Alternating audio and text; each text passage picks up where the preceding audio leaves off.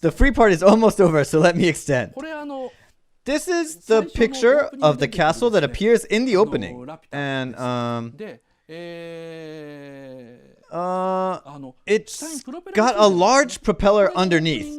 This image is shown in the opening, but when I watched it for the first time, I was a bit disappointed. I was like, oh, Miyazaki-san is drawing retro machines with propellers again. But I was completely wrong. One of the interesting things about Laputa is that it tricks the audience in such a way. It's telling us that people who drew this only knew the castle through legends, so they could only imagine it with the propeller. That means the technology of Laputa is a lot more advanced than the people of the time, but because they use their limited knowledge to interpret the mechanism, they give it a propeller. Similarly, Muska knows what kind of features Laputa possesses, but he can't understand why they are there. That's why he thinks, this is a weapon. I'm going to rule the world with this. The castle depicted here is of course inspired by the famous painting, The Tower of Babel by Bruegel. I also heard Angkor Wat, that's covered with trees, is also its image source.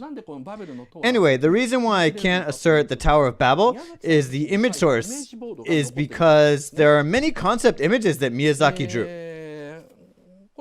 And these are the images that were actually used for the movie. There is a description about different layers of the castle. The top of the castle is the shrine. The first layer is the world of the Lord of Heaven, who is like the Emperor. The second layer is the world of the knights, and you see the towers of the 12 heavenly generals. The third, the Garden of Heaven, and the fourth, the world of the people, and below, that is our world. You see, the ground is attached under the castle from a time before it was in the air. It means the castle was originally on the ground and was later brought up to the sky. Now, I told you earlier that I'm suspicious of whether Laputa really ruled the world with its technology, as Muska insists. My theory is that the Laputans in their early civilization were trying to meet their god, although there's no record and no one remembers them. But since it says shrine here, it's equivalent to the Tower of Babel. They made the castle float in the air so that they could get close to and meet their god. That's their objective. That's why they lived in the sky. But because they later found out that it was impossible to meet the god, they ended up ruling the rest of the world with fear. That's Laputa as Muska knows it. Muska says Laputa is not an island of fantasy.